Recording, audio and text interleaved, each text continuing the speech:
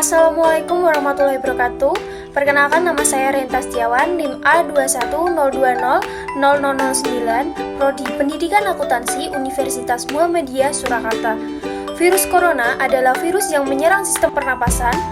Penyakit akibat infeksi virus ini disebut COVID-19.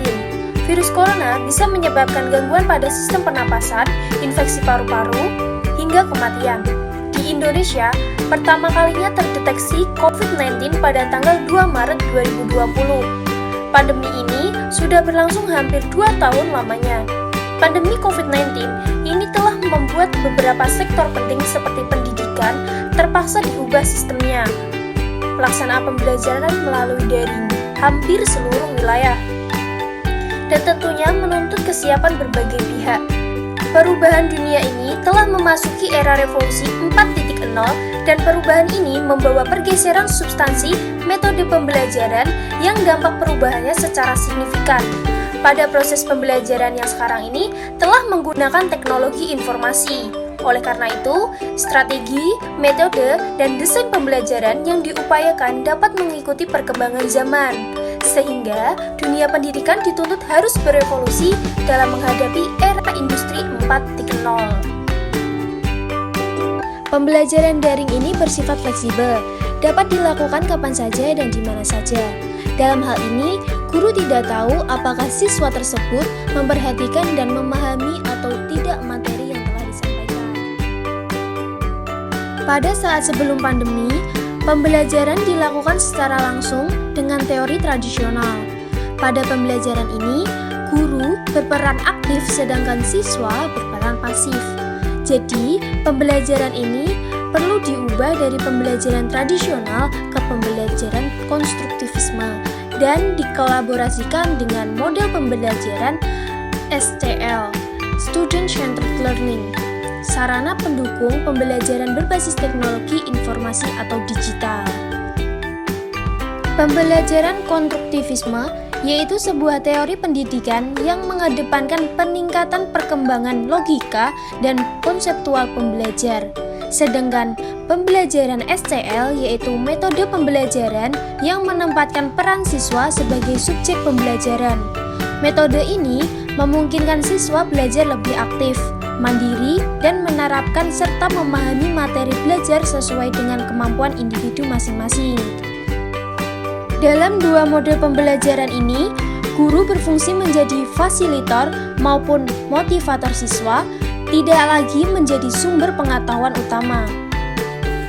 Dunia pendidikan dituntut harus mampu berevolusi dalam menghadapi era industri 4.0 dengan melakukan perubahan dalam sistem pembelajaran dan penilaian di sekolah ataupun perguruan tinggi melalui sebuah pendekatan kurikulum menggunakan metode SCL di mana input metode pembelajarannya berpusat kepada peserta didik dengan harapan dapat menghasilkan output untuk meningkatkan mutu peserta didik dan memperoleh lulusan terbaik.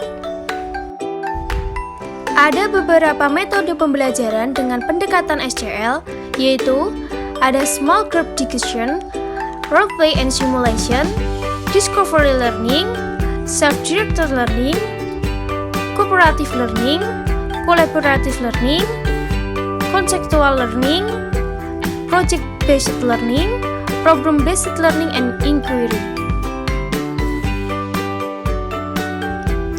Kelebihan pembelajaran secara konstruktivisme yaitu lebih berpikir, lebih paham, lebih ingat, lebih yakin, lebih berkemahiran sosial, dan lebih menyenangkan. Alasan saya memilih metode ini karena 1. Menitik beratkan pada pembelajaran aktif, 2. Penekanan pada pembelajaran dan pemahaman bagi siswa, 3. Peningkatan tanggung jawab, kemandirian, dan akuntabilitas siswa, 4. Terjadi interdependensi antar siswa dan guru, 5. Memberi kesempatan untuk berpikir tentang pengalamannya. Hal ini dapat mendorong siswa berpikir kreatif, imajinatif, mendorong refleksi tentang model dan teori. 6. Memberikan kesempatan bagi siswa untuk mengungkapkan gagasan secara eksplisit dengan menggunakan bahasanya sendiri. Perencanaan pembelajaran pasca pandemi. Peserta didik dalam menerapkan metode pembelajaran pemanfaatan SCL dan teori konstruktivisme yang digunakan dengan tujuan mendorong peserta didik aktif terlibat dalam pembelajaran dan berpikir kritis. Dalam masa pembelajaran, guru hanya memberikan materi dan interaksi terbatas. Dalam metode SCL ini juga menerapkan sistem berkelompok sehingga mengatasi permasalahan peserta didik. Dalam metode ini juga menimbulkan interaksi guru dan peserta didik secara langsung, sehingga dapat mengatasi masalah interaksi guru dan peserta didik yang sudah lama tidak berinteraksi secara langsung. Contoh penerapan pembelajaran dengan teori konstruktivisme sebagai berikut. Yang pertama, dilakukan berdoa. Berdoa sebelum belajar dapat menanamkan pendidikan karakter kepada peserta didik. Setelah itu, guru menanyakan kehadiran siswa. Apresiasi. Dalam hal ini mengingatkan kembali materi yang sudah diajarkan oleh guru. Setelah itu, guru akan memberikan motivasi dan tujuan dalam pembelajaran ini. Guru menyuruh siswa untuk berkelompok dan akan dibagikan tugas masing-masing per kelompok.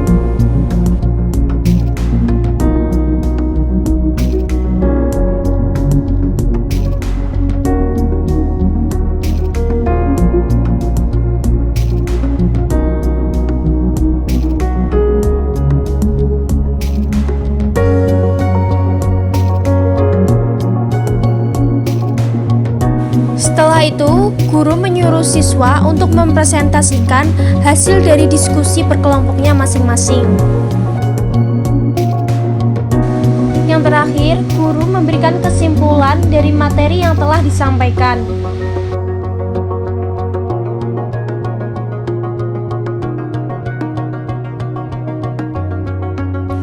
Terima kasih. Sekian dari saya. Wassalamualaikum warahmatullahi wabarakatuh.